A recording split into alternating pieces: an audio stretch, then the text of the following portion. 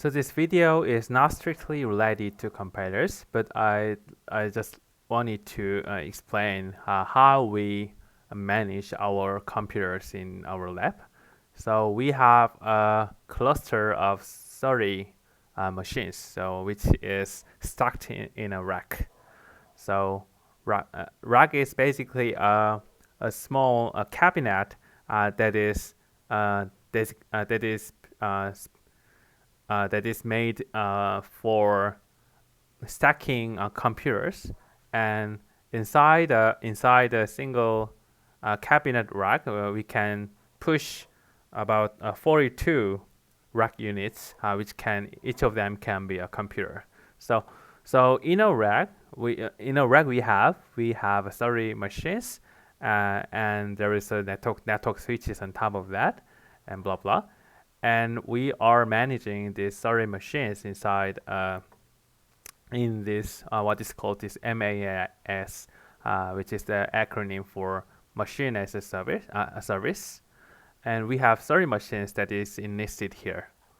And instead of going to the rack, which is located in the Munji campus, I can just click it and then install Ubuntu. Then it is going to boot itself. So we don't need to go to the Munji campus. So it is, if I just order in this web console, it is just going to boot automatically, and the operating system is automatically installed on top of that. And we can do that in parallel. So we can just install 30 machines at the same time by just a few clicks. So now I just ordered to install 30 computers in parallel. So it is going to be boot from network, and in the network it is going to have an operating system image, and it is going to deliver to each machine, and each machine is installing this Ubuntu, the latest server image. So after installing this installing this Ubuntu, I can connect to the servers via SSH and blah blah, so that I can use on other purposes.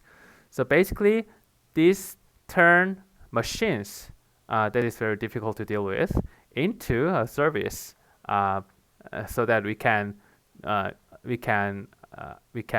change and modify and use them with only a few clicks. So this is showing the progresses. It is booting from the network, and it is loading the OS images, and then it is going to install on its own and blah blah blah. So at the end of the day, of about 10 or 15 minutes later, I will have 30 machines to connect to, and I can order them to do the thing I wanted to do. So that's basically how we manage a 30 node cluster of the machines. And I'd like to enlarge this cluster into about 100 machines, and there's no difficulty in doing so. So the machines are just increased from 30 to 100. So it is very similar to Amazon AWS or Google Cloud platforms. I can just click it and use it without any hassle. So that's basically the purpose of our goal of this machine management. So in this video, I'd like to tell you about the importance of automation. So I don't want to go to the Munji campus in order to turn on the computers every time. So instead, I buy a server with what is called IPMI, via which I can turn on or turn off, or set BIOSes online in my home, and after booting, then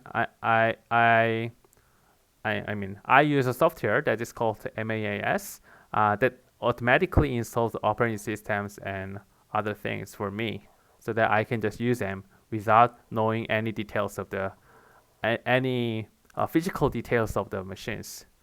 But important details are already listed here, so I can see what's going on there. Oh, it is running some old CPU, and it has two network cards, and it has four hard disk drives, etc., etc. So basically, from that, I can use my machines intelligently, and all the other details, for example, how to open a computer, how to install a computer, that is, that the kind of details are abstracted when using this kind of interfaces.